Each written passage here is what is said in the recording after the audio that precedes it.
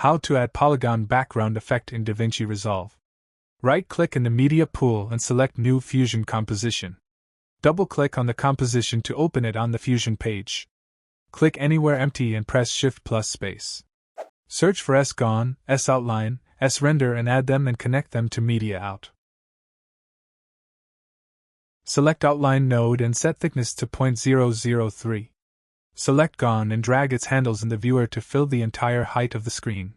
Select Render node and click on Paint to add it after Render node. At the top of Viewer, select Polyline Stroke and add a line like mine. Set softness to 0 and size to 0.003. Once again click on Polyline Stroke tool and add another line. Select the Paint node and click on Transform tool to add it after Paint. Select the Transform node and set Canvas to mirror, then decrease size. Add a background node and connect its output to output of Transform node to merge it. Select the background and choose a color you like. Add an ellipse mask and connect it to the background node. Select the Merge node and change operator to In. Select the ellipse mask and increase soft edge. Select the Merge node and press Shift plus space. Search for Soft Glow and add it after the Merge node.